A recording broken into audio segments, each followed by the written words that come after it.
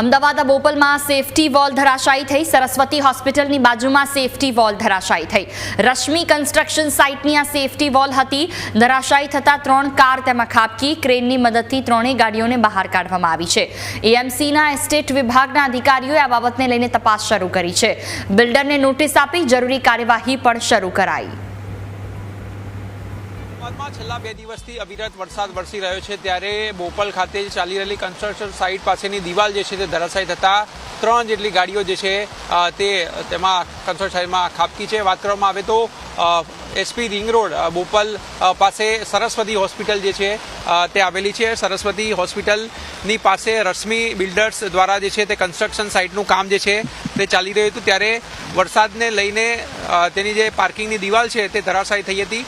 દ્રશ્યોમાં પણ જોઈ શકાય છે કે હોસ્પિટલને અડીને આવેલી જે પાર્કિંગ હતું, દિવાલ હતી તે ધરાશાયી થઈ હતી અને ધરાશાયી થતાં જ સમગ્ર જે કાર જે પાર્ક કરેલી હતી તે પણ સીધી નીચે ખાબકી છે। જોઈ શકાય છે કે અંદાજિત 3 જેટલી ગાડીઓ જે છે તે નીચે પડી હતી અને ઘટનાની જાણ થતાં જ અમદાવાદની ફાયર બ્રિગેડની ટીમ જે છે તેણે આવીને તપાસ જે છે તે શરૂ કરી છે।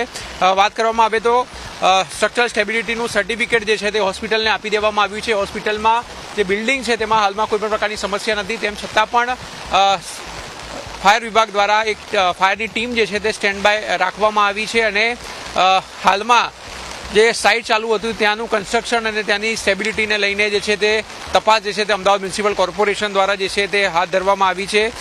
ઉલ્લેખનીય છે કે વરસાદ જે રીતે વરસી રહ્યો છે અને જે રીતના પાણી ભરાયા છે સાથે સાથે કન્સ્ટ્રક્શન સાઇટમાં પણ ભૂવો પડ્યો હતો અને તેના જ કારણે આસપાસની જે દિવાલ હતી હોસ્પિટલની તે સીધી ધરાશાયી થઈ હતી, જેમાં 3 જેટલી ગાડીઓ જે છે તે ખાબકી હતી। હાલમાં હોસ્પિટલની પણ વાત કરવામાં આવે તો 50 થી 60 જેટલા દર્દીઓ સારવાર હેઠળ છે, પરંતુ હોસ્પિટલ જે છે તે હાલ સેફ છે તેનું સર્ટિફિકેટ આપી દેવાયું છે।